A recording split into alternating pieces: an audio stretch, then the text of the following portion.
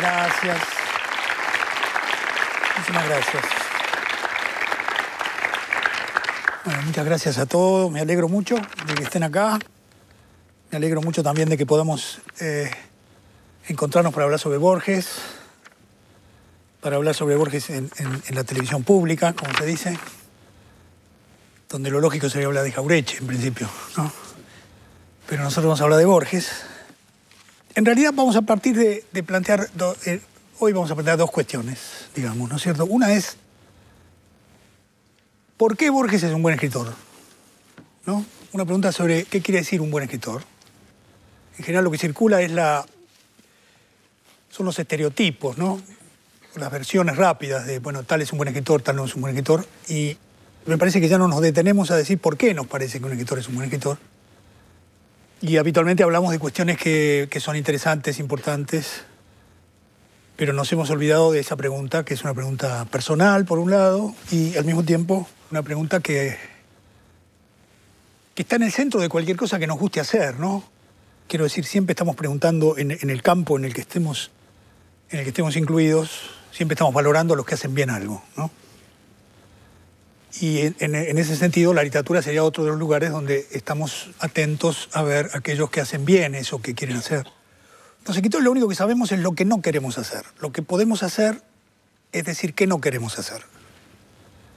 Pero no podemos hacer lo que queremos hacer, porque si no, todos escribiríamos la Divina Comedia o el Martín Fierro. Sería facilísimo, ¿no? Lo que sí podemos hacer es decir, eso no me gusta, no lo quiero hacer, no me interesa, no voy por ahí.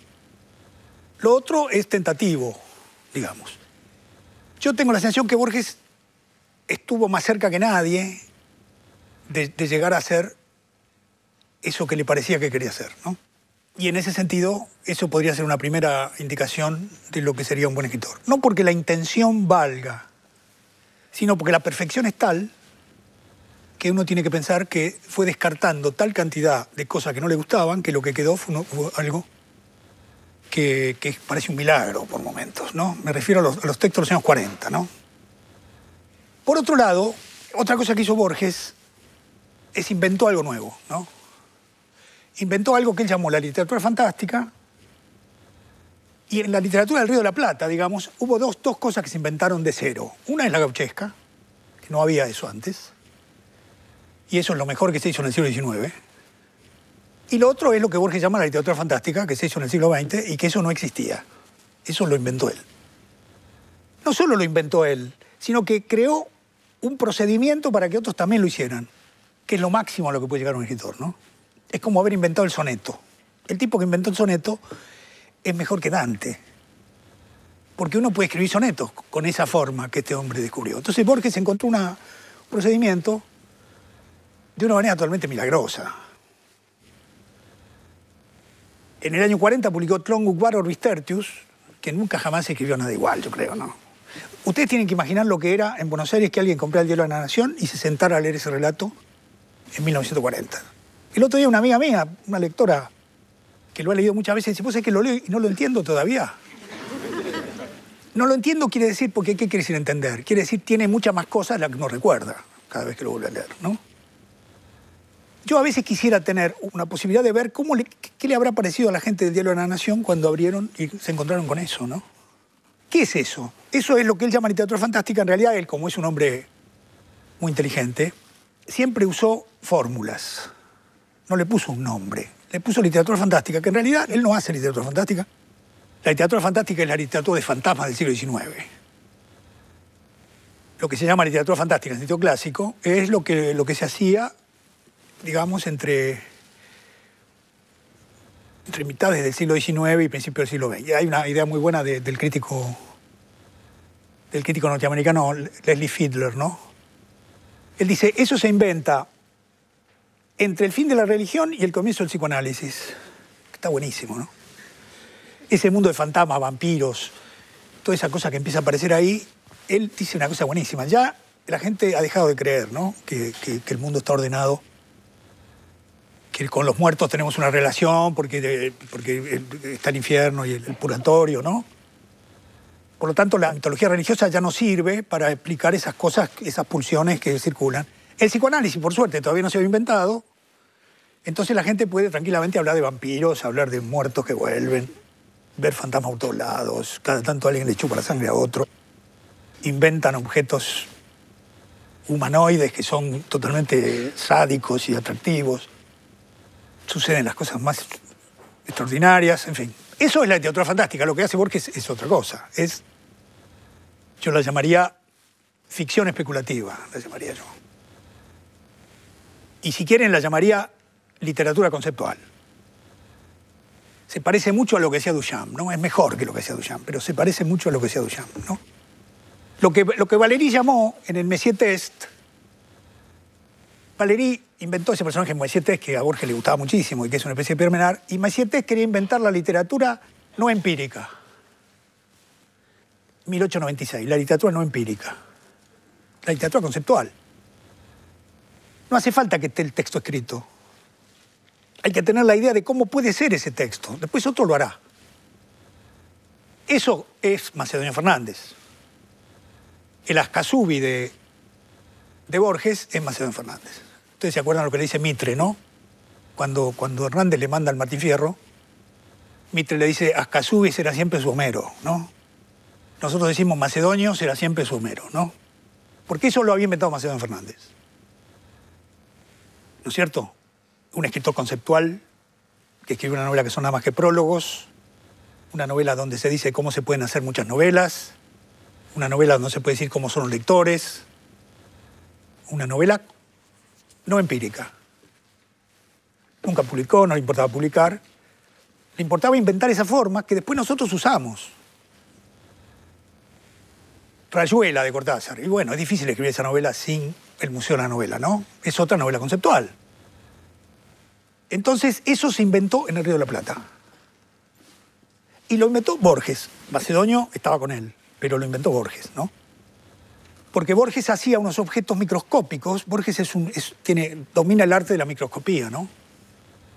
Ponía en la pampa unas especies de objetos casi invisibles, ¿no? Que tenían una gravitación que todavía hoy estamos tratando de descifrarlos. Nunca escribió un texto que tuviera más de 10 páginas. Porque con ese estilo no se puede escribir un texto que tenga más de 10 páginas. Entonces nunca escribió un texto que tuviera más de 10 páginas, porque ya le parecía demasiado vulgar escribir un texto que tuviera más de 10 páginas. Yo a veces leo la literatura argentina y la literatura mundial, si me disculpan el eufemismo, y digo, qué buen cuento de 5 páginas harían con esto, ¿no? Hay un escritor mexicano que escribió 4 tomos sobre el nazismo, y en realidad eso es Deutsche Requiem. Ustedes leen Deutsche Requiem y después se leen esa especie de mamotreto del otro, y dice, bueno, ¿para qué este hombre escribió todo eso, no? Entonces también vamos a hacer un llamado acá a los escritores que por favor, a veces hay cuentos que duran más y son mejores de 10 páginas que novelas de 300, ¿no? Yo mismo me incluyo entre los que... Yo trato de poner muchas historias en una novela para disimular un poco ese asunto, ¿no? Pero Borges puso el estándar que había que poner. Nosotros en Buenos Aires sabíamos que estaba él en algún lugar, ¿no? Lo podíamos ir a visitar. Eso es un milagro. Es un milagro saber que él está ahí, que uno le puede ir a preguntar, ¿no? Que él sabía cómo era. ¿En qué consistía? Consistía en una cosa que podríamos reducir a una frase sencilla, digamos, que es que ya la inventó Macedonio, ¿no? El problema no es cómo está la realidad en la ficción, que es lo que en general se busca, cómo una novela representa la época. Más que tratarse de ver cómo está la realidad en la ficción, el problema es ver cómo está la ficción en la realidad. Esa es la vuelta que dio. ¿Cómo actúa la ficción en la realidad? ¿Dónde la buscamos, la ficción en la realidad? Porque, si ustedes me permiten una traducción, es lo que Gramsci llamaba hegemonía, ¿no? lo que Valéry llama, dice, Valéry tiene una frase lindísima, él dice, no se puede gobernar con la pura coerción, hacen falta fuerzas ficticias. Es decir, hay que crear un consenso. Por lo tanto, hay que construir utopías, ficciones, ilusiones, cuestiones. Macedonio y Borges empezaron a hacer eso, empezaron a buscar eso, empezaron a percibir cómo eso funciona. Y Borges trabajó muy bien con lo que él llama ficción, es decir, constituyó ese espacio. Y la ficción no es ni verdadera ni falsa. No se puede verificar. No es como el periodismo, que si uno sabe la fuente, ellos no lo ponen en la fuente, pero si ellos pusieran la fuente, uno podría verificar si eso es verdad o no. La ficción no pertenece al campo de la verificación, ¿no es cierto? Por lo tanto, no es ni verdadera ni falsa y trabaja con eso. Mantiene clara la distinción, no es que todo sea ficción. Mantiene clara la distinción Borges. Lo que hace ver es la vacilación, la dificultad de moverse ahí, porque nosotros en la realidad no podemos actuar así. Nosotros en la realidad tenemos que partir de lo que sabemos y decir, no, esto es la verdad, no voy a andar ahora pensando si esto...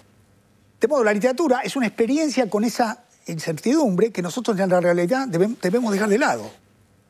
Porque si no, no se podría vivir. Yo tengo que confiar en la persona que está, tengo que estar seguro de que esa persona para mí es una buena persona, no puedo estar pensando o tener alguna pequeña duda, pero no puedo moverme en la realidad con una percepción, digamos, como se suele pensar ahora en el pensamiento, en el cinismo obligatorio actual, ¿no? Que la verdad no existe, ¿no es cierto? Que en realidad no hay totalidad, ese tipo de cosas. No habrá totalidad, pero el sujeto se maneja con una totalidad, si no, ¿cómo hace? No puede ni tomar el colectivo. Si no sabe que el 60 va hasta tal lugar, si no sabe la totalidad y piensa, no, está todo fragmentado, ¿qué va a hacer? Después volverá a la casa y se mandará una teoría sobre que la realidad en verdad no... Se terminaron los grandes relatos, esa tontería, ¿no? Que entonces no hay totalidad. Como no hay totalidad, no hay sentido. Eso es lo que les gusta decir, ¿no? En cambio, Borges cree en la totalidad, ya lo vamos a ver nosotros más adelante. Está seguro de que existe el orden y existe la totalidad, si no, no escribiría lo que escribe, ¿no? No tiene nada que ver con esa tontería que llaman el posmodernismo. Él escribía estas cosas en el año 40 cuando estaban todos... Ni siquiera habían nacido los abuelos. De los tarados que ahora hablan de la posmodernidad. No, él no tiene nada que ver con la posmodernidad. Él escribe textos breves porque le gusta concentrar la prosa. Y le gusta ser preciso en lo que escribe. No es que la moda que ahora cualquiera que escribe un fragmento dice, no, porque yo soy... No quiero ni decir la palabra, ¿no? Esa cuestión de la sensación que produce la literatura cuando está bien hecha es una experiencia que nosotros siempre debemos realizar, ¿no? La literatura nos hace hacer esa experiencia más que en ningún otro lugar porque es una experiencia con el lenguaje. Pero no porque el lenguaje, otra vez de vuelta, ¿no? No el giro lingüístico, que entonces el lenguaje nunca, no es verdad eso, porque el lenguaje está conectado con cierto tipo de realidades y por lo tanto no es que cualquier cosa que digo es lo mismo. No, Borges se cuida muchísimo de eso. Entonces, construyó la ficción especulativa, construyó un modo de hacer cosas, digamos, un procedimiento que permite a otros... Yo les voy a poner dos ejemplos. Uno, un ejemplo de alguien que admiramos y queremos mucho, que es David Viñas, ¿no?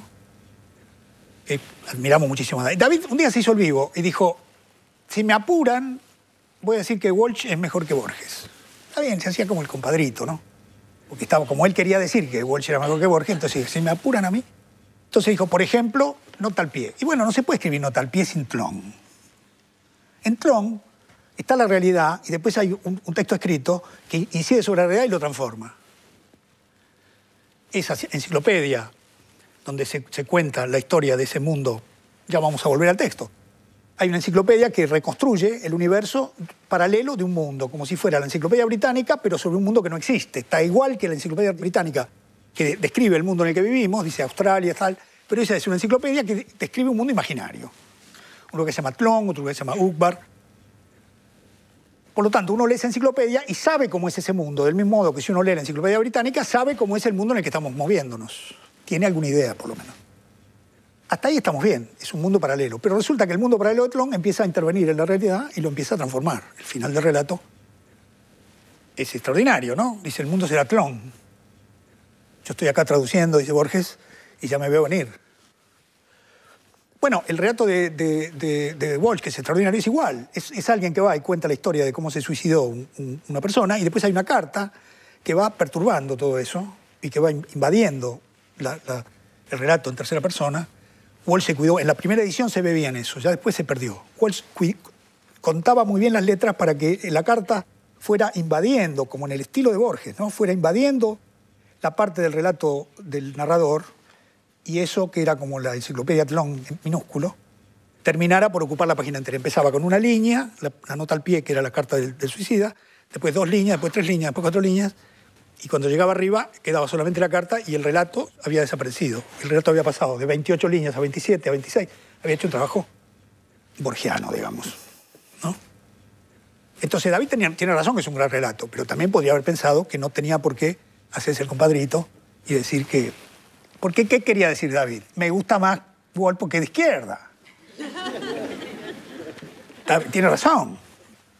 Otro ejemplo les voy a dar de una novela que yo admiro muchísimo, Philip Dick. Philip Dick, el de Blade Runner, para poner... Las películas siempre nos ayudan, ¿no? Él tiene una novela extraordinaria que se llama El hombre en el castillo. Una novela del año 61. Él había leído Tlön en una revista de ciencia ficción perdida por ahí. En El hombre en el castillo, la novela empieza, los nazis ganaron la guerra. Entonces, los nazis ganaron la guerra, Estados Unidos está ocupado por el Japón. En Europa están los nazis, en Estados Unidos están los japoneses, que imponen un tipo de vida muy particular.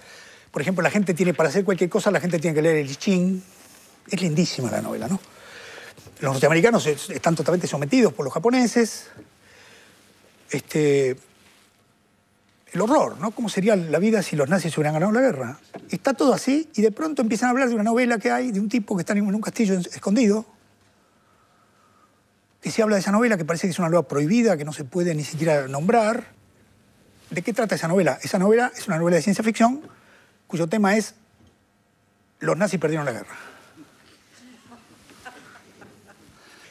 Entonces, la novela de ciencia ficción cuenta una historia totalmente fantástica que consiste en que resulta que los nazis perdieron la guerra, los rusos entraron primero en Berlín, Norteamérica es un país libre. Bueno, eso es Tlön. Es decir, que la realidad ficcional es la realidad, ustedes pueden sacar la conclusión que sea, ¿no? Pero es este juego entre algo escrito, una ficción, que produce un efecto en la realidad, ¿no? Eso no es que Borges lo haya inventado, nadie inventa nada, no es que Borges haya inventado todo. Borges llevó eso a la perfección. Y la perfección es Tlön. Había planteado una cuestión que nos va a acompañar en la discusión, que es este asunto de cómo un escritor construye una ficción del origen, es decir, cómo se imagina que empezó a escribir y cómo cree que fueron las condiciones que le permitieron tomar la palabra, digamos, ¿no? Eso en todos los escritores está. Y de manera distinta, ¿no?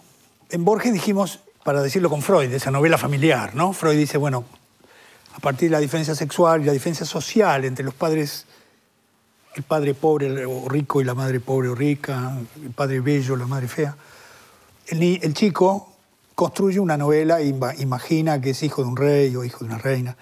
Luego, dice Freud, nosotros olvidamos eso. Es uno de los análisis más interesantes de Freud, ¿no? Muy literario, además. Les recomiendo el texto, se llama La novela familiar. Es lindísimo. Y la literatura tiene mucho que ver con la novela familiar, ¿no? Entonces, esta construcción no es ni verdadera ni falsa, para volver a lo que decíamos antes. Es decir, Borges desplaza elementos de su vida. Están todos los elementos de su vida, pero cambiados un poco de lugar. Y como les decía, él se construye como un heredero, ¿no? Como el que ha recibido una propiedad, vía el linaje de su madre y vía el linaje de su padre, que son como dos linajes fuertísimos, ¿no? Por un lado, la memoria de la madre y en la memoria de los antepasados, fueron soldados y estancieros, dice Borges. Fueron soldados y estancieros. Por el otro lado, la biblioteca paterna, por lo tanto, los intelectuales, los eruditos, los lectores de la Biblia, ¿no? De modo que antes de empezar a escribir ya lo tiene todo, ¿no? Porque también tiene la historia argentina. Lo tiene a Sarmiento, digamos, por el lado de la biblioteca, y lo tiene Hernández por el lado de la épica, ¿no? Borges no era humilde, Borges. ¿no? Dijo, bueno, lo tengo todo acá, voy a hacer de nuevo todo, ¿no? Voy a cerrar eso que estaba abierto, voy a cerrar eso, voy a cerrar la línea de Sarmiento con la línea de Hernández. Yo soy el que voy a hacer eso. Voy a unir la civilización y la barbarie, porque en mi familia están esas dos tradiciones. Porque la barbarie es el coraje, la barbarie es, como les decía, es el cuerpo, es la capacidad de afrontar la muerte, ¿no? Es la sexualidad. Muy, muy atractiva es la barbarie en la literatura argentina, siempre. La poligamia, dice la inglesa, cuando le preguntan por qué vuelve a la tribu, ¿no? La mujer inglesa que está viviendo con los indios y la abuela de Borges le habla en inglés y la mujer recuerda y esa inglesa se la quiere llevar para Manchester. Y una noche se escapa ella porque le gustaba la poligamia, ¿no? Eso lo dice Borges, no es que lo digo yo, ¿eh? Va por ahí, ¿no? En fin, quiero decir, hay una cuestión pulsional fuertísima en ese mundo, ¿no? Del otro lado está la pureza de la reflexión, la pureza de la letra, ¿no? Pero también está la carencia, ¿no? Que en Borges siempre está esa idea, ¿no? El paraíso de la biblioteca, pero el encierro de la biblioteca también, ¿no? ¿Verdad? Si no tuviera ese doble movimiento, no sería el escritor que es. Si cuando estuviera en la biblioteca no se sentiría incómodo porque dice la vida sigue afuera, y si cuando estuviera metido en los arrabales no pensara me tengo que volver a leer porque si no vuelvo a leer mi vida se va a destruir, no sería el buen escritor que es, ¿no? Entonces, digo, estas ficciones del origen uno las encuentra, por ejemplo, en Puig. Bueno, Puig iba a la tarde con su madre a ver películas de Hollywood en un pueblo. No sé si iba todas las tardes, pero ese es el mito de origen, ¿no? Quiero transmitir esa emoción de esos melodramas de Hollywood y de la emoción de estar con mi madre viendo las películas, como si yo fuera una nena que miro las películas que miran las mujeres en los pueblos.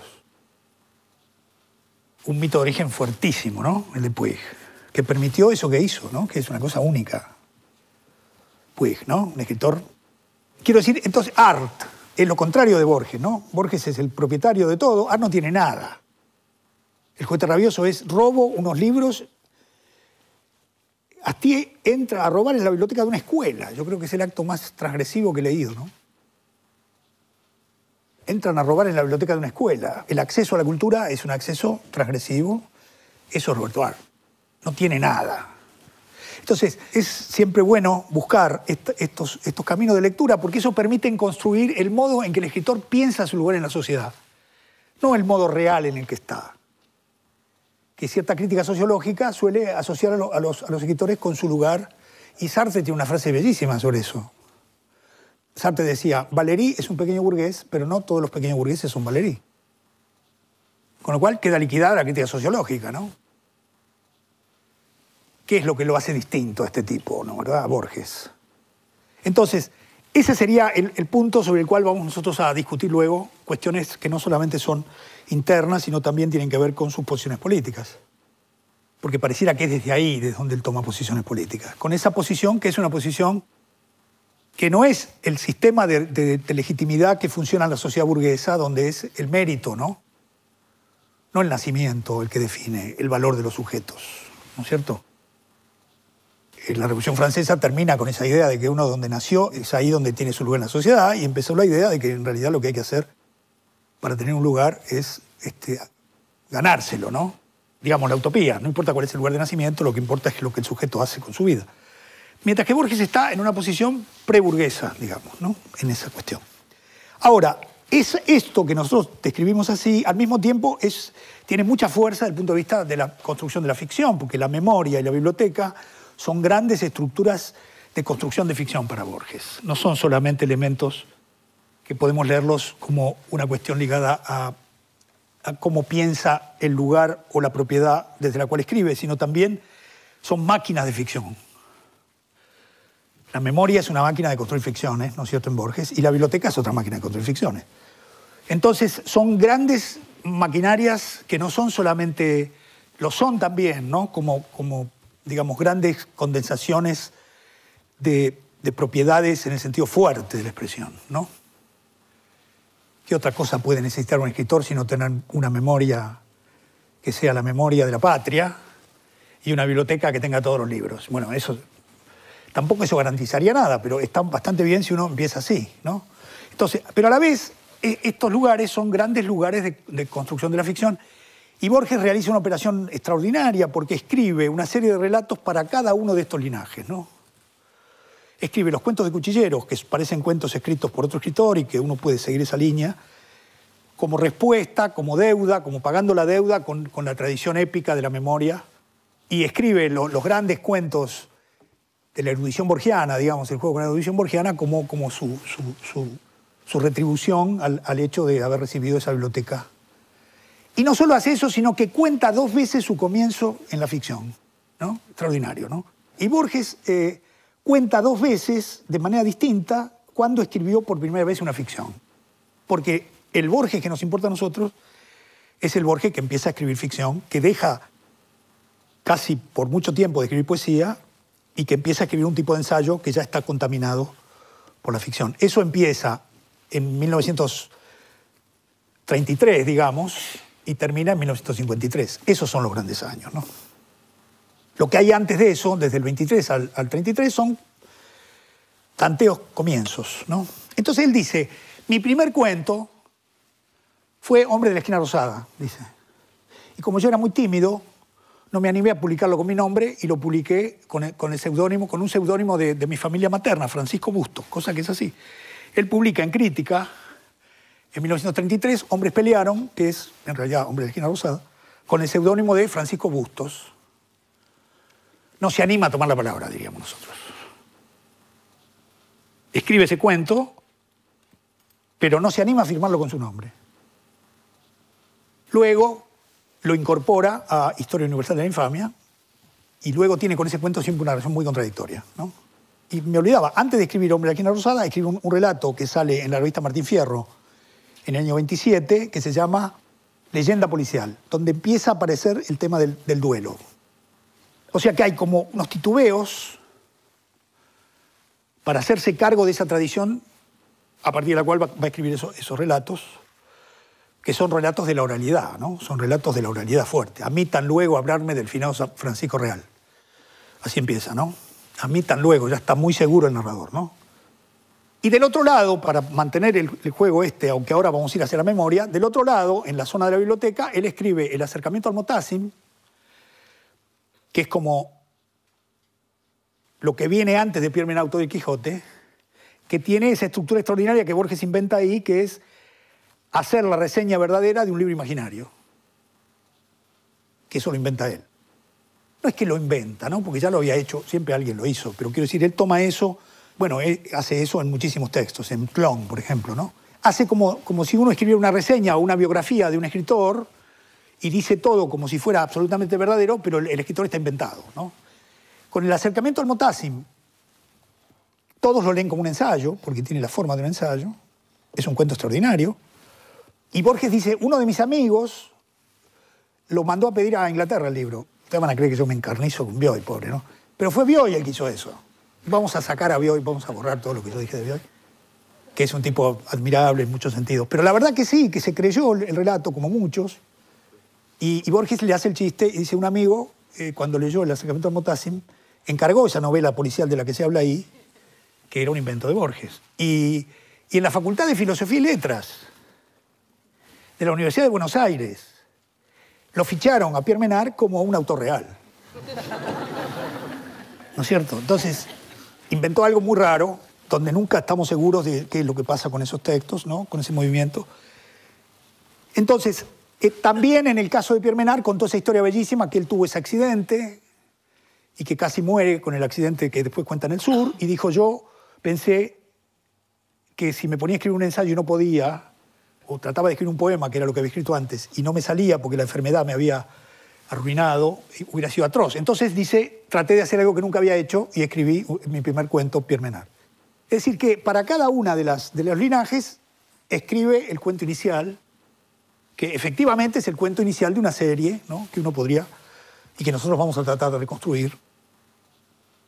Luego, entonces, eso es un poco la cuestión que nosotros vamos a mantener.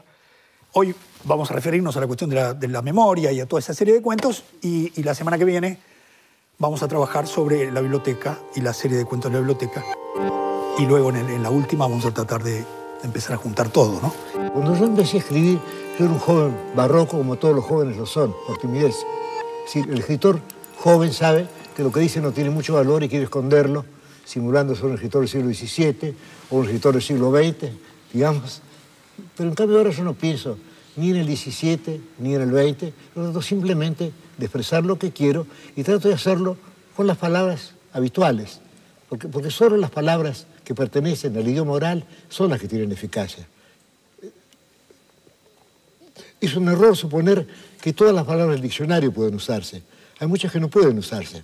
Por ejemplo, en el diccionario usted ve la palabra, usted ve como sinónimas la palabra azulado, azulino, azuloso y creo que azulenco también.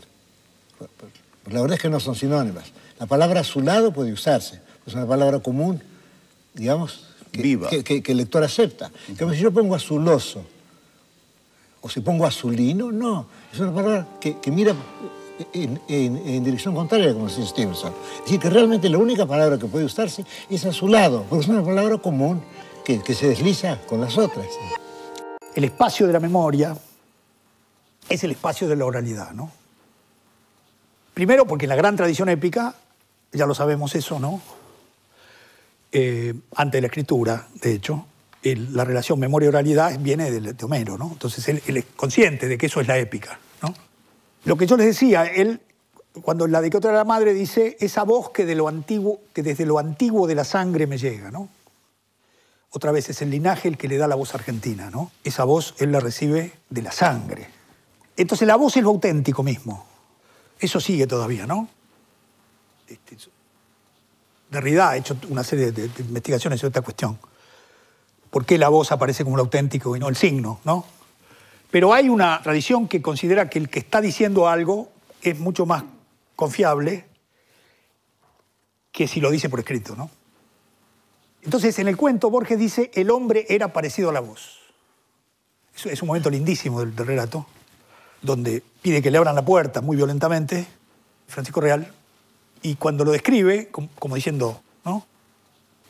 Dice, el hombre era parecido a la voz. Es decir, la voz era justamente esa imagen de esa figura épica, ¿no es cierto?, de como lo queramos llamar, el cuchillero, el guapo, el compadrito, ¿no? Y a mí tan luego hablarme del finado Francisco Real es también es como darle autenticidad, ¿no?, al que va a hablar. Miren si me van a preguntar a mí por Francisco. Claro, fue el que lo mató. Más de 3 veces no lo traté y empieza a hablar de una manera extraordinaria. Es la primera vez que un narrador utiliza el lenguaje oral desde la gauchesca. Borges es el primero, después de la gauchesca, que pone un narrador popular de clase baja hablando con su voz como narrador, ¿no? Porque estaba Fray Mocho y todos los escritores ponían la tercera persona literaria y después en los diálogos aparecían las voces de los personajes de las clases populares. Pero el que manejaba la situación, el que estabilizaba la idea de que eso era literatura, era el narrador en tercera que trabajaba lo que hace en El Matadero muy bien Echeverría, ¿no? Que tiene una lengua literaria altísima, y después aparece la lengua de los mazorqueros, que es lo más lindo del texto, que aparece por primera vez el vos, por primera vez se habla de vos en la literatura argentina. Hay una fascinación por el habla popular, porque el habla popular pone en cuestión el estereotipo de la lengua literaria. Eso es una gran tradición. Eso es Céline, ¿no? El mejor escritor francés del siglo XX. Lo que hizo fue encontrar ese ritmo y liquidar la buena prosa digamos, de la tradición francesa, ¿no es cierto? Y hizo algo extraordinario que todavía hoy están reaccionando con eso. Por lo tanto, esa relación entre lo que sería la voz popular y la lengua literaria que se vuelve siempre cada vez más estereotipada, ¿no? El problema de la lengua literaria es que lo que parece bellísimo uno lo lee de nuevo. Por eso hay que volver a traducir los clásicos. ¿Por qué tenemos que volver a traducir los clásicos? Porque los clásicos fijan la lengua literaria del momento, el traductor trabaja con el horizonte de la lengua literaria y eso envejece muchísimo. Y entonces leemos traducciones y por eso cada tanto tenemos que traducir un Moby Dick o lo que sea, ¿no? Es decir, que la lengua literaria no tiene la vitalidad que tiene la lengua oral. Pero es difícil trabajar la lengua oral. Porque si uno trabaja la lengua oral de una manera demasiado pintoresca, también eso envejece rápido, ¿no? Entonces Borges encuentra en la lengua oral lo que él toma de la gauchesca, que es decir, la autoridad del que está hablando, la autoridad en el sentido de una voz que está construyendo una historia, y él lo dice explícitamente, ¿no? Justamente hablando de la gauchesca, él dice, en mi corta experiencia de narrador he averiguado que conocer una voz, una sintaxis, es haber conocido un destino, ¿no? Es decir, que el personaje se construye según el tipo de habla que tiene.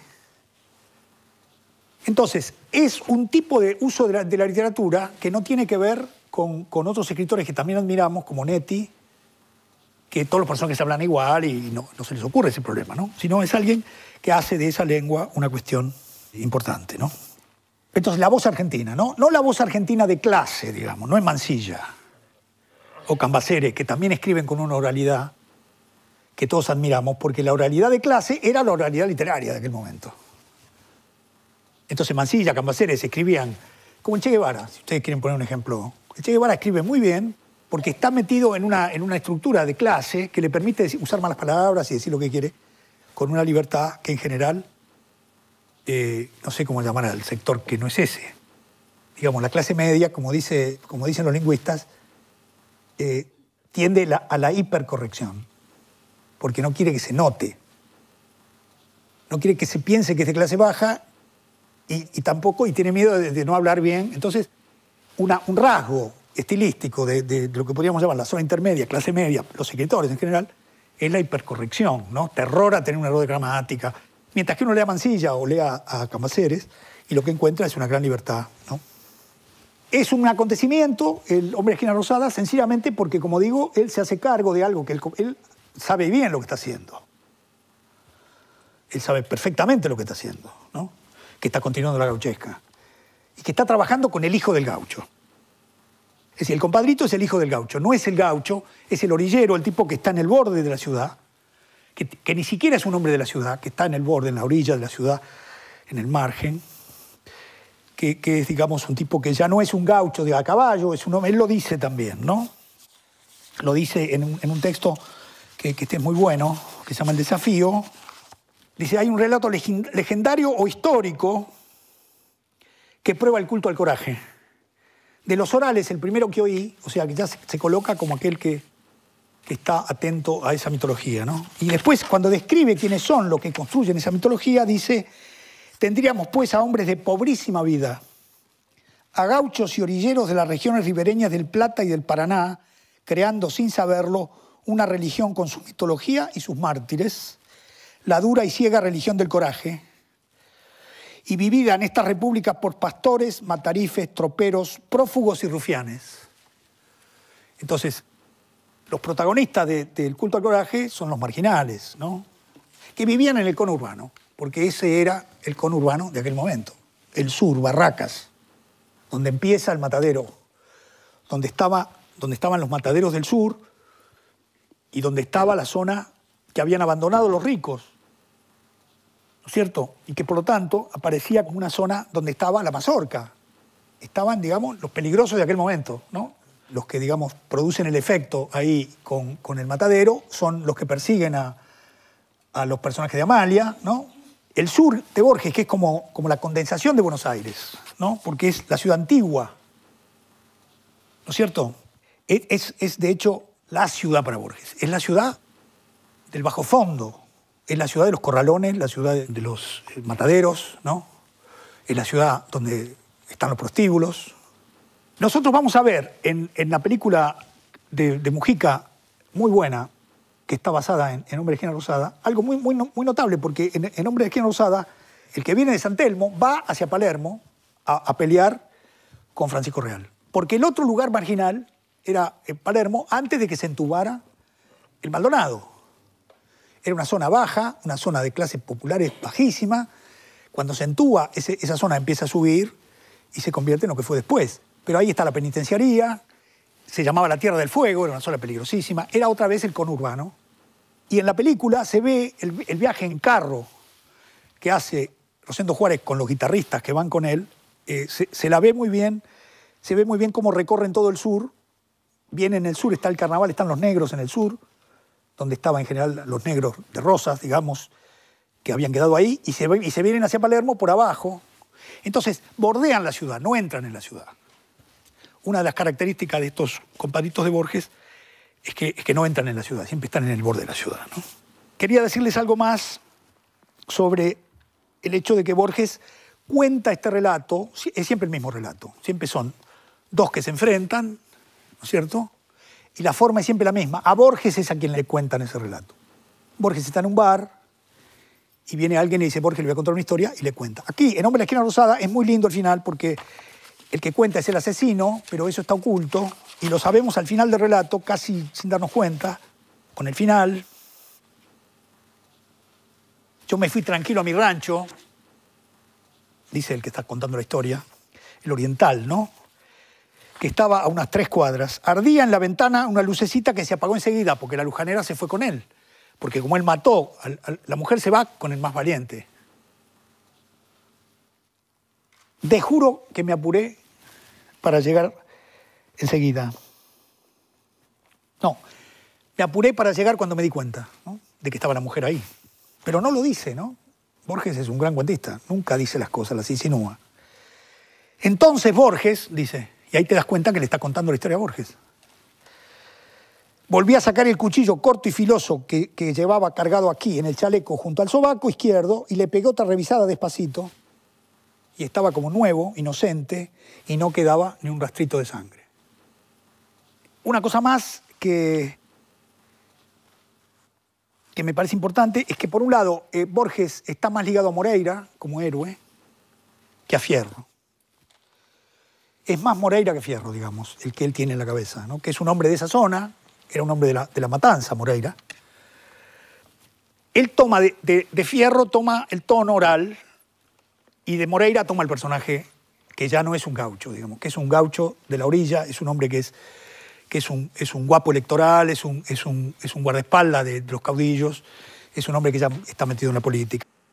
Hemos hablado de la memoria como uno de los espacios decisivos, digamos, en la ficción de Borges, que además tenía para nosotros sentidos no solamente de construcción, de ficción, sino también algo muy ligado a su propio imaginario del lugar y de las propiedades a partir de las cuales era capaz, o se sentía capaz, o se sentía autorizado, pero también inhibido, ¿no es cierto?, de construir su obra. La memoria y la biblioteca parecían estar antes de la escritura, ¿eh?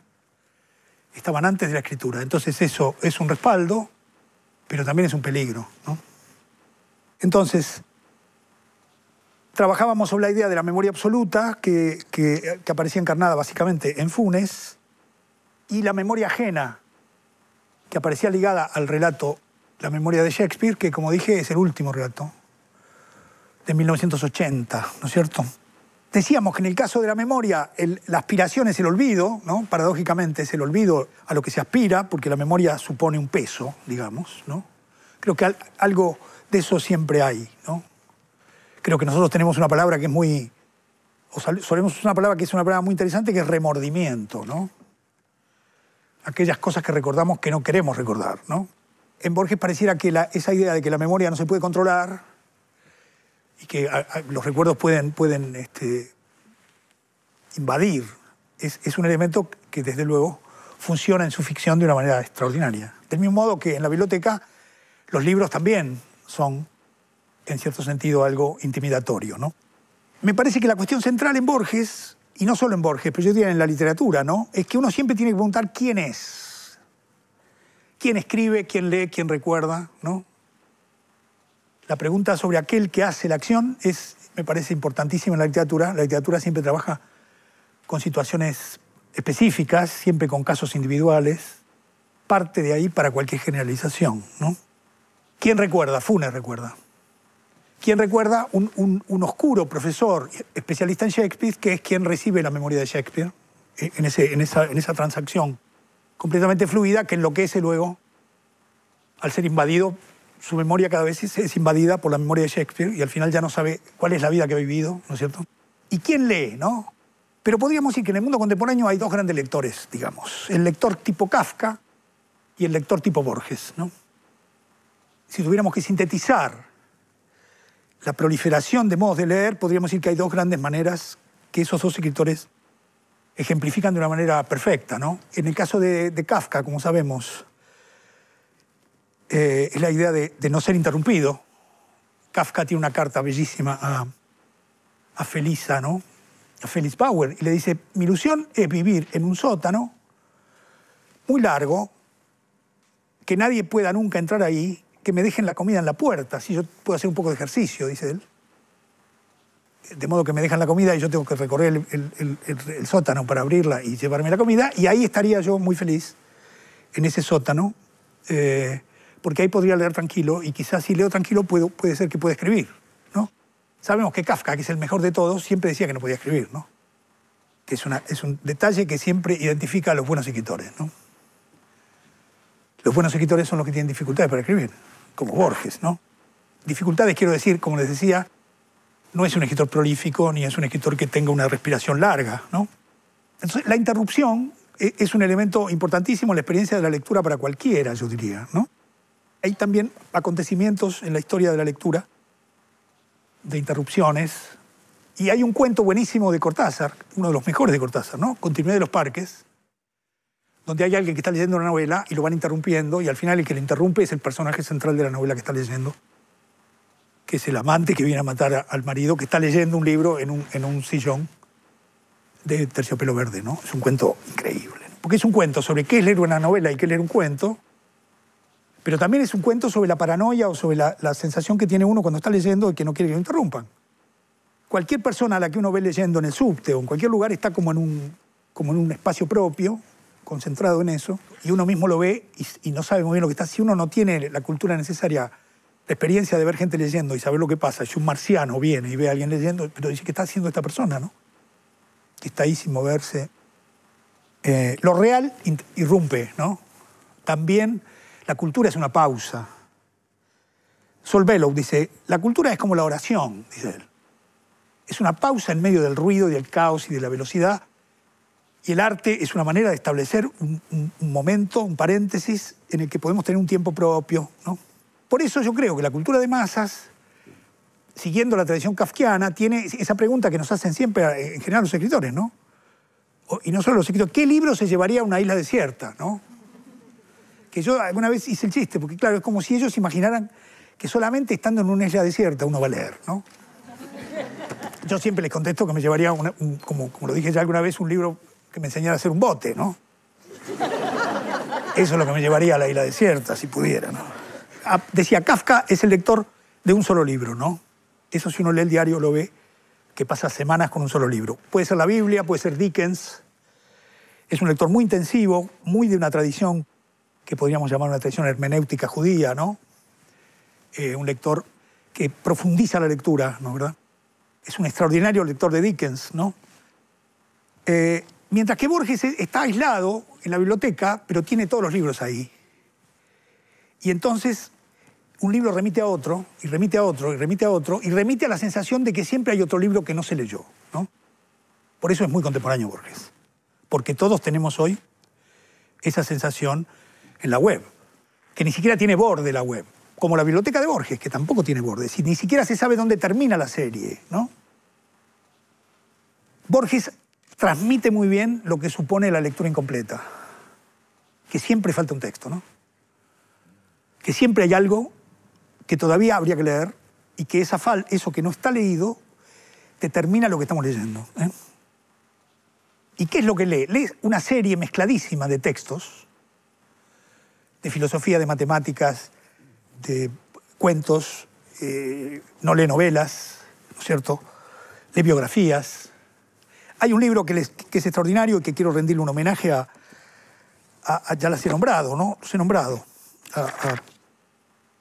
A Laura Rosato y Germán Álvarez, que son los que hicieron este libro extraordinario y que trabajan seriamente, que ni siquiera quieren aparecer por acá, ¿no? Porque seguramente están en la biblioteca buscando alguna otra cosa. Quiero decir que este libro se los recomiendo especialmente porque es un libro maravilloso por cómo fue hecho, cómo fueron encontrando los libros de Borges que estaban diseminados en la biblioteca y cómo leyeron las notas que Borges ponía al final de las páginas, pequeñas notitas de Borges que ellos reproducen, y uno se da cuenta entonces cómo lee Borges, ¿no? Borges leía textos variadísimos, y en cada de esos textos encontraba una frase que luego aparece en sus cuentos, ¿no? Un lector absolutamente microscópico, el lector miope. La distancia en Borges en relación con la lectura es una cosa fundamental, ¿no? Es decir, está siempre leyendo cerca, ¿no? Está siempre leyendo la pequeña huella, ¿no? Y al mismo tiempo está siempre leyendo una serie. Es como si de cada libro sacara algo y luego siguiera la serie, ¿no? No es el lector que lee, no digo que no lo haya hecho, no es el lector que lee por completo todos los libros, sino que lee muchas veces los mismos libros y encuentra, porque además era muy, muy meticuloso, de modo que anotaba, ponía la fecha del momento en el que había hecho esa pequeña nota, ¿no? Por otro lado, de hecho, es un lector que escribe lo que lee, ¿no? Copia lo que lee, ¿no? Y por lo tanto cultiva un arte de la cita que es fantástico, ¿no? Y también cultiva lo que Benjamin llamaba el arte de citar sin comillas, ¿no? También cultiva el arte de citar sin comillas. Ustedes verán muchas de esas frases que nosotros le elogiamos a Borges y que son de otro, pero que han terminado por ser de Borges, ¿no?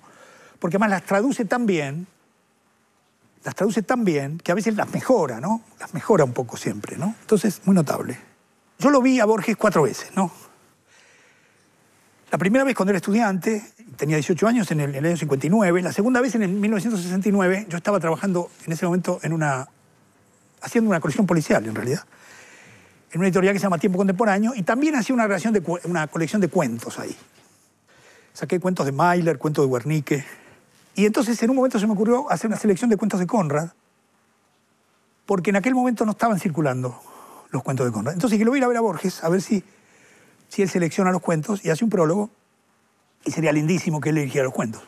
Entonces hice eso, lo llamé por teléfono y por supuesto me atendió, porque estaba muy solo Borges,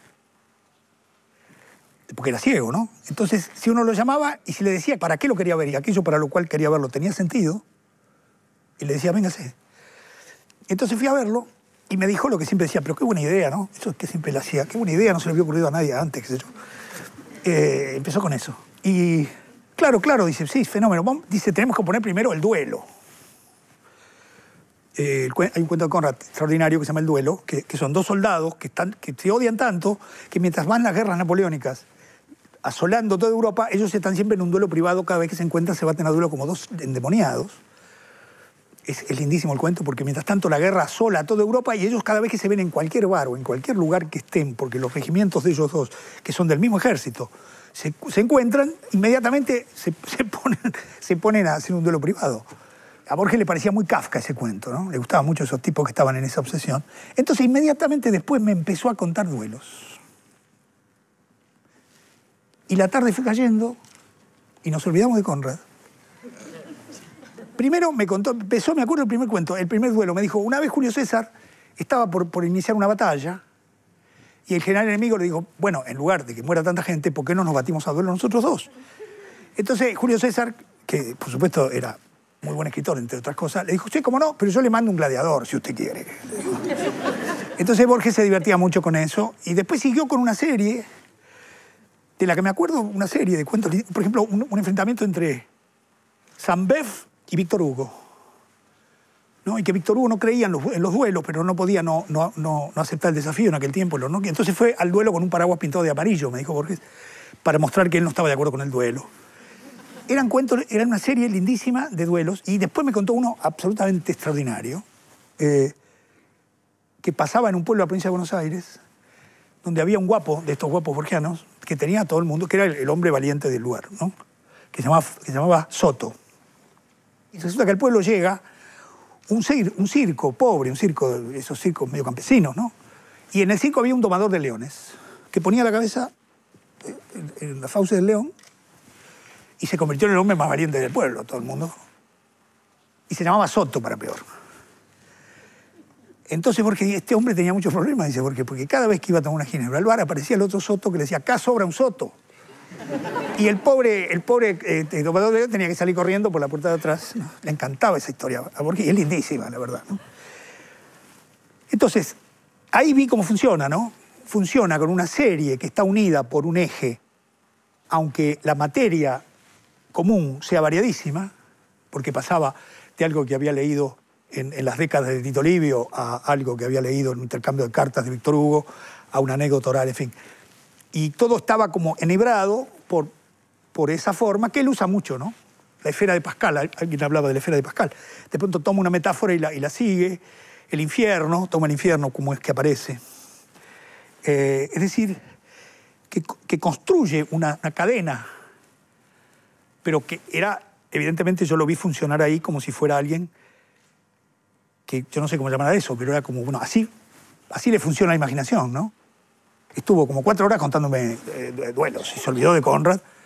Y yo después le dije, muchas gracias, Borges, y me fui. ¿No?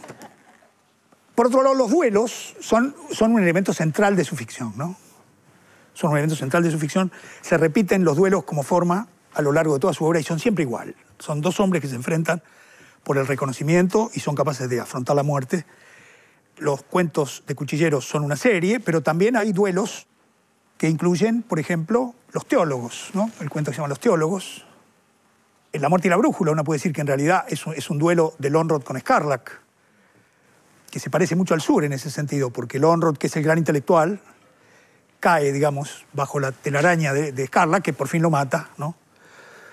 Y después hay otro que es un extraordinario cuento, ¿no? Deutsche Requiem, que es el cuento contado por el intelectual nazi, ¿no? Por el filósofo que es un nazi, donde ahí se ve algo que yo creo que es una marca de Borges. ¿Cómo decirlo? Borges solo ve la identidad, ¿no? Nunca ve la diferencia. Es un hombre que tiene, no digo que tenga un defecto, porque no es un defecto, pero tiene una virtud particular por la cual de todo capta lo que es igual a, ¿no?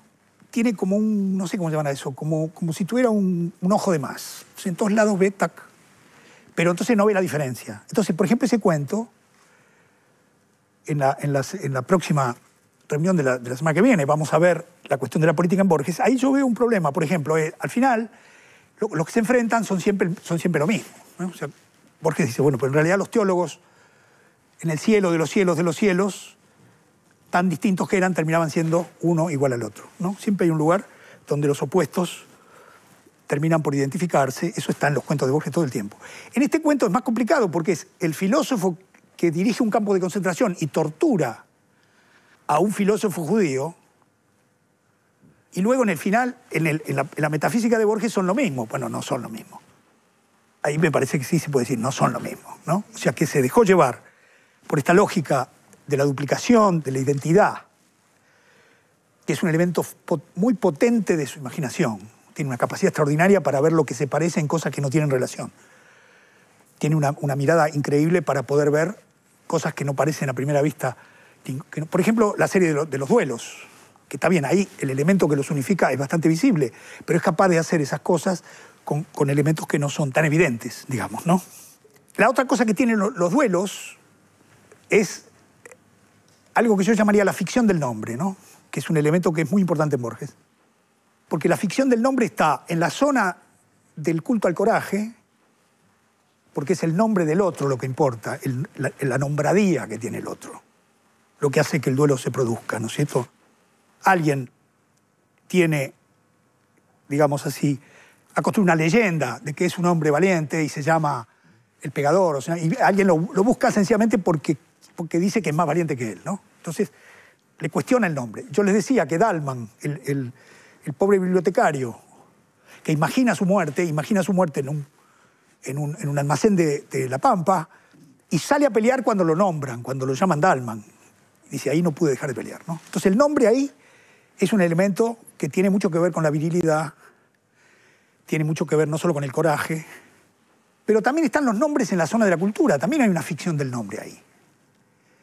Movimiento de los nombres, cambio de las atribuciones, trabajos con nombres que se desplazan, ¿no es cierto? Que lo vamos a ver un par de ejemplos en Pierre Menard, ¿no?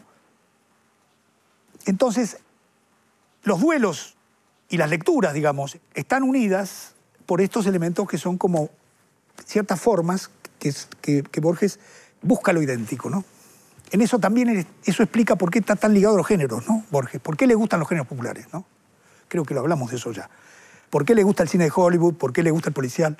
Le gusta porque repite fórmulas, ¿no? Eso lo hablamos. Mientras que la alta cultura está siempre pensando en la originalidad pura, Borges es un hombre que está muy ligado a la gran tradición de la literatura popular, que es una literatura donde uno va a buscar lo que ya sabe. Uno ya sabe que hay un detective, que viene una mujer y que se perdió el gato. El detective busca el gato, encuentra un muerto y después la novela sigue. Pero eso es una fórmula que ya está, ¿no es cierto? Y eso recorre la gran tradición de la cultura popular y es lo que diferencia básicamente la llamada alta cultura, donde todo parece ser original. Entonces Borges está más cerca de ese tipo de usos, ¿no? Borges trabaja expandiendo los espacios de acumulación de lo que lee, ¿no?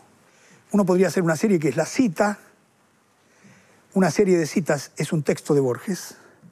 Una serie de textos de Borges es un volumen de Borges. Y luego, lo más parecido a lo que sigue es la enciclopedia, que es como una serie de volúmenes y de artículos que en realidad es un libro, pero es un libro que tiene muchas citas. Y luego la biblioteca, que es un conjunto. Entonces, es como si tomara la parte microscópica de la cita como lugar de acumulación inicial y lo fuera expandiendo, siempre con el mismo procedimiento, hasta terminar en la biblioteca, que sería el lugar pleno, digamos así, ¿no? Entonces, es muy interesante ver funcionar ese procedimiento en él, ¿no? Ese procedimiento de expansión y acumulación. Porque en Borges, para decirlo de una manera rápida, digamos, y un poco hermética, en Borges la erudición funciona como sintaxis. Es decir, es lo que permite articular una cosa con otra, esa erudición, que es una erudición siempre un poco... También es una erudición de diccionario, de enciclopedia, de divulgación. Borges no es un erudito. Borges es un hombre que lee libros. Lo que nosotros vemos ahora en Internet, él lo hacía antes. Por supuesto que es un hombre de vastísimas lecturas, pero ustedes verán que de filosofía leía manuales de filosofía, leía biografías de filósofos, leía, por supuesto, leyó muy bien a Schopenhauer, pero quiero decir que básicamente es un hombre que trabaja con una erudición, que es la erudición que está a mano en la Enciclopedia Británica, digamos, para decirlo de esa manera, ¿no? Pero es interesante ver entonces que la erudición es una forma de narrar. No tiene, digamos, el gesto del erudito en el sentido del gesto de aquel que quiere hacer ver, porque todas sus maneras de manejar la cultura están siempre puestas en un lugar indeciso, ¿no? Este espacio que comienza siendo el espacio de que leo una lectura en un espacio pequeño que es la cita, digamos, y termino en una biblioteca donde lo que está es parece imposible de agotar. En ese sentido, la saturación lo abruma, ¿no? Como a nosotros nos abruma. Él es uno de los primeros que percibe esa situación, ¿no? La sensación de que siempre estamos mal informados, la sensación de que siempre nos falta un libro, la sensación de que siempre nos falta un dato. Eso que hoy las cosas están mucho más mecanizadas respecto a cómo ordenar, ¿no es cierto? Y hay que decir también, yo no quiero hacer este tipo de traslados porque no me parece que sean rigurosos, ¿no? Pero también es cierto que Borges inventó un modo de buscar con el asunto de trabajar un tema, ¿no? Es como si uno pone una palabra en Google y le sale toda la serie, ¿no? ¿Verdad? Pero, digo, la saturación, la sensación de la cultura como saturación, como algo que es imposible de agotar, hace que la biblioteca sea, por supuesto, el paraíso, pero también el infierno, ¿no? Entonces, en Borges está muy presente, y lo van a encontrar muy fácilmente, la fantasía del incendio de la biblioteca, ¿no? Empezar de cero, que la cultura está continuamente esa fantasía, ¿no? Hemos empezado planteando la cuestión que nos parecía que a menudo no es la que está en la discusión, que es, bueno, ¿qué es un buen escritor? Si Borges es un buen escritor, ¿por qué es un buen escritor? Dimos vueltas sobre esas preguntas, pero hoy vamos a encarar la cuestión de la política de un modo directo. Vamos a trabajar sobre historia y política en Borges, ¿no es cierto? Vamos a tratar de ver si podemos encarar ese objeto, esa especie de obstáculo, ¿no?, que ha sido siempre Borges. Porque Borges es un hombre de derecha, por lo menos el Borges que conocemos después de los años 50. Yo diría que es el último intelectual de derecha. Yo creo que eso lo hemos dicho alguna vez, ¿no? Es decir, el único que dice las cosas que la derecha no se anima a decir, ¿no? Por eso lo citan tanto. Porque él dice, bueno, sí, las cosas que dice, que son muchas veces irritantes, también tienen que ver con su manera de encarar una posición ética, ser capaz de estar en posiciones, digamos, no populares en el sentido más inmediato. Yo siempre recuerdo una vez, lo llamaron por teléfono, como decíamos, siempre, como estaba muy solo, siempre en general si era interesante aceptaba. Entonces era un homenaje a Dostoyevsky, que organizaba un instituto ruso-argentino, una cosa así, y entonces él fue, y era como una mesa redonda, y creo que estaba el embajador ruso. Y cuando llegó el momento de hablar, dijo, mira, como a mí Dostoyevski no me gusta, voy a hablar de Dante. Y pum, dio una conferencia sobre Dante, ¿no? A mí siempre me pareció una lección eso. Él habla de lo que quiere él. Eso siempre hizo eso, ¿no? A cualquier lugar que lo llamaban, él decía lo que le parecía a él que tenía que decir. Lo mismo con las preguntas, ¿no? Le hacían preguntas y uno le decía, por ejemplo, Borges, ¿usted qué opina de, no sé, de cualquier cosa, de la industria del cemento? Pongámosle que a alguien se le ocurra preguntarle eso porque hay una crisis. Ya Stevenson decía, alguien empezaba a hablar de Stevenson inmediatamente. De modo que ahí hay una ética de la palabra propia. Ninguna palabra es propia, pero sí hay una ética del momento de la enunciación, ¿no es verdad? Eso me parece que tiene mucho que ver con el modo en que él se distingue, digamos, de los otros intelectuales de derecha que son invisibles, ¿no? Porque siempre dicen una cosa distinta a lo que piensan. Por ejemplo, en 1960 dijo, nuestro país está en decadencia de la ley Cespeña, que es una idea que está en el aire en la Argentina de hoy. Lo que pasa es que nadie se anima a anunciarla, ¿no es cierto? Entonces dice, no, está en decadencia, cada uno tiene una teoría de la decadencia distinta. Pero él dice, efectivamente, dice él, es la ley Cespeña la que impidió que el Partido Conservador mantuviese una preeminencia política en la medida que el Partido Conservador expresaba a los sectores más concentrados de la economía y acá no hay un Partido Conservador que pueda ganar elecciones. Entonces ahí está todo el dilema, ¿no? También me acuerdo, para poner también una historia, ¿no? Juntamente con esta capacidad de decir ese tipo de cosas, también tenía, a diferencia de mucha gente que abunda actualmente en el campo político, cultural, era un hombre muy sobrio, ¿no es cierto? Muy austero. Entonces, Vargas Llosa lo fue a visitar una vez, a mitad de los años 80, ¿no es cierto? Ustedes pueden leer esto que les voy a contar en la entrevista que le hicieron a Vargas Llosa en Paris Review, en la revista Paris Review, que creo que está traducida. Es una entrevista a Vargas Llosa donde él, entre otras cosas, cuenta lo que le pasó con Borges y lo cuenta un poco, no diría preocupado, porque no creo que se preocupe Vargas Llosa, pero sí un poco inquieto, yo diría, ¿no? Lo fue a ver y yo ya les dije que con Borges uno inmediatamente se sentía cómodo y muchos amigos han metido la pata por eso, porque se sienten cómodos. Y entonces Vargas Llosa estaba hablando con él y le dijo, Borges, pero ¿cómo puede ser que usted viva en este departamento? Porque Borges efectivamente vivía en un departamento muy modesto, que algunos de nosotros conocemos, un departamento de 3 ambientes, donde había goteras. Entonces había una palangana y caía la gota. Y Borges estaba lo más tranquilo, tenía una piecita ahí, ¿no? Entonces Borges se levantó y le dijo, bueno, que le vaya muy bien, nosotros dice, los caballeros argentinos no hacemos alarde, le dijo. Entonces Vargas Llosa lo cuenta, ¿no? Y al día siguiente Borges decía, vino un peruano que debe trabajar en una inmobiliaria, porque quería que yo me mudara, dice. Entonces es un hombre de derecha, pero tiene un estilo. Entonces tenemos que respetarlo, ¿no? Porque no está mal que una persona diga lo que piensa, aunque no nos guste nada lo que dice, ¿no? Por otro lado, si nosotros miramos la cultura contemporánea y la literatura contemporánea, les voy a decir que nos vamos a llevar más de un problema, porque los mejores escritores del siglo XX eran todos medio parecidos a Borges, ¿no? Pound era uno, Céline, no les digo lo que era, Faulkner, no les quiero decir, Gombrowicz. Podríamos seguir haciendo la lista. Todos los escritores más interesantes tenían posiciones que uno podía entenderlas como posiciones aristocráticas anticapitalistas, ¿no es cierto? No eran liberales, digamos, ¿no es cierto? Lo que pasa es que en la Argentina, bueno, Sarmiento, ¿no? Es un problema Sarmiento. Las posiciones políticas de Sarmiento. ¿Qué hacemos con eso? Sarmiento es el mejor escritor argentino, es mejor que Borges, Sarmiento, en el sentido de que nosotros decíamos, Borges escribe 10 páginas y no va más allá de 10 páginas y tiene un estilo absolutamente extraordinario. En cambio, Sarmiento se ponía a escribir y era extraordinario lo que hacía espontáneamente. Nunca hubo un escritor igual a él, ¿no es cierto? Nunca hubo el dueño de la lengua era Sarmiento, ¿no es verdad? Entonces, el Facundo es un libro extraordinario. Ahora, que sobre ese libro se construyó el Estado argentino, es cierto. Pero ¿qué vamos a decir del libro? ¿Que no nos gusta porque no nos gustan las ideas de Sarmiento? Me parece que nos quedaría poca literatura para leer, ¿no? Con esto quiero decir que una cosa son los debates electorales, una cosa son las contradicciones que se dan en el mundo político y otra cosa es cuáles son las contradicciones políticas que se dan en el campo de la cultura y debemos respetar esa distinción. Entonces, en el caso de Borges tenemos que ver cómo actúan esas ideas en su ficción y en sus textos, porque sus opiniones valen porque las expresa muy bien, pero no valen más que la opinión de cualquier otro, ¿no es cierto? Eso también tiene que ver con que la cultura argentina es una cultura de izquierda, digamos.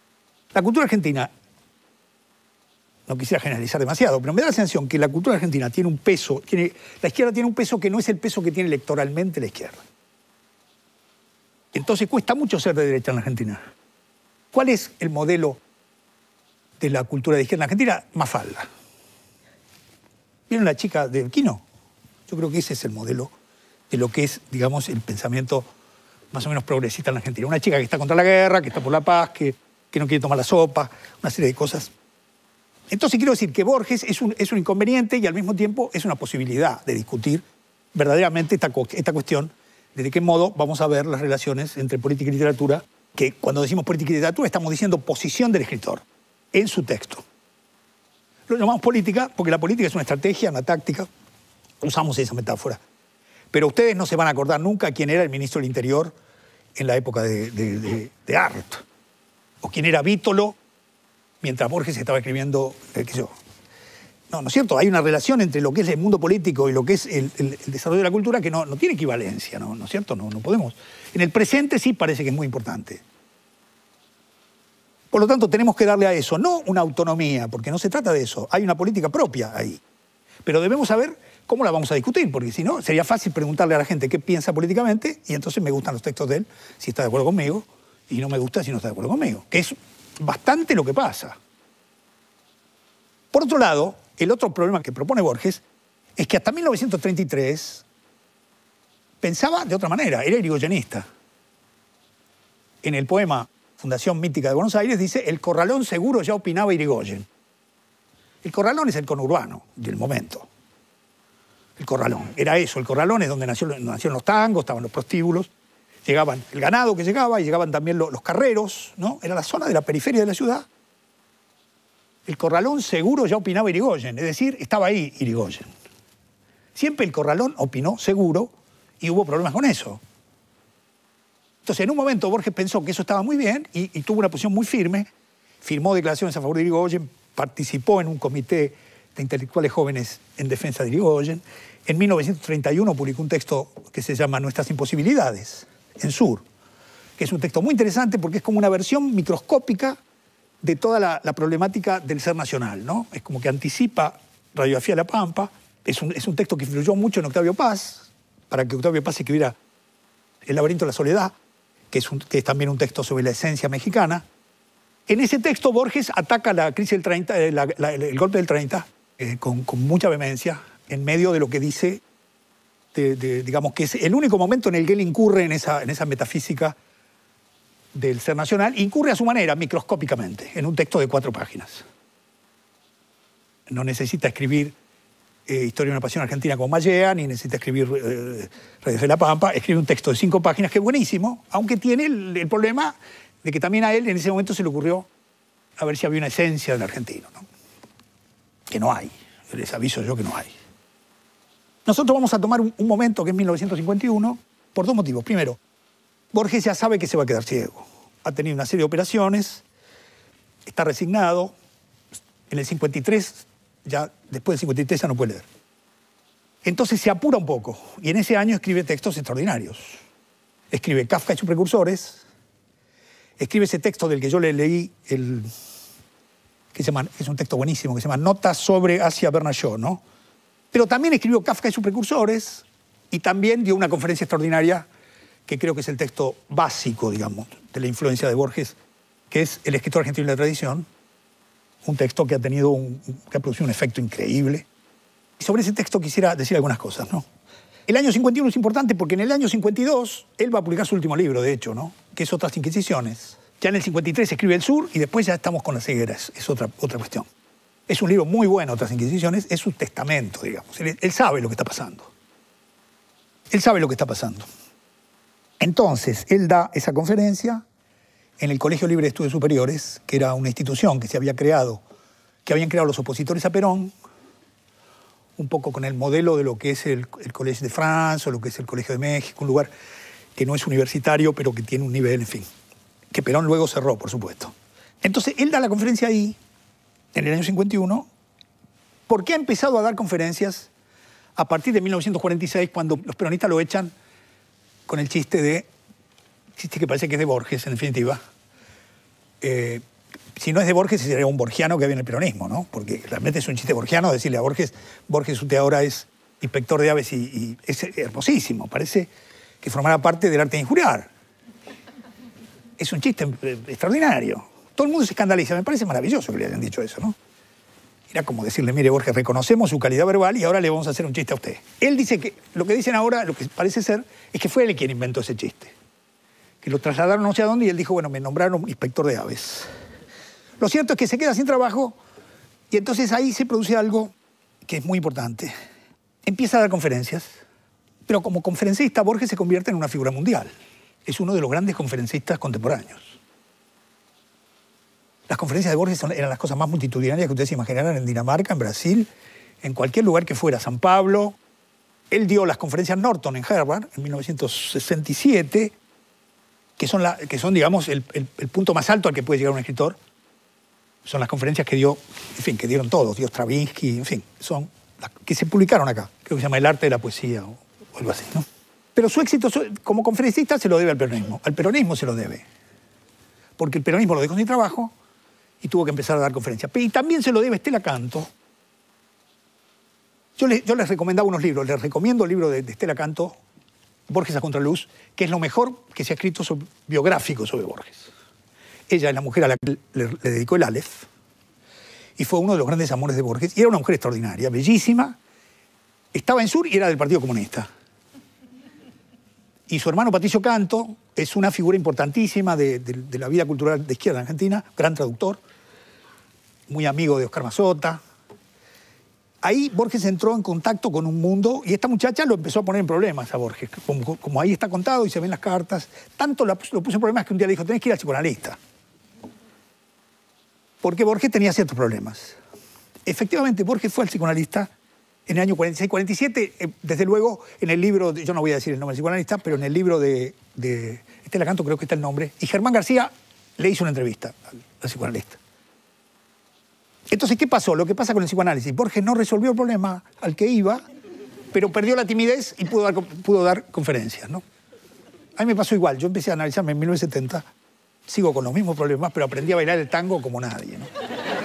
Es decir, uno para otro lado le sale. Entonces Borges, en realidad, era muy tímido, ¿no? Tan tímido era que nunca había dado una conferencia. Siempre las conferencias de Borges las leía otra persona, porque él estaba aterrado. Era incapaz de hablar en público. Pero incapaz de hablar en público. El análisis que hizo le ayudó de una manera extraordinaria, nos ayudó a todos, porque Borges empezó a dar conferencias y creó un estilo de conferencia. Creó un estilo de conferencia, que es un estilo extraordinario, ¿no? Porque parece que estuviera pensando con uno. Ese estilo que tiene siempre parece que estuviera hablando con alguien más inteligente. Y eso tuvo un éxito maravilloso, ¿no? Entonces, consigue un puesto de conferencista en el Colegio Libre de Estudios Superiores, que es un modo de ganarse la vida que tiene, y en 1951 da esa conferencia, que es la más importante que dio. Es una conferencia que él escribe. Hay ya un trabajo de Daniel Balderston muy interesante, sobre los cuadernos donde él escribió varias versiones de la conferencia, pero después la improvisó.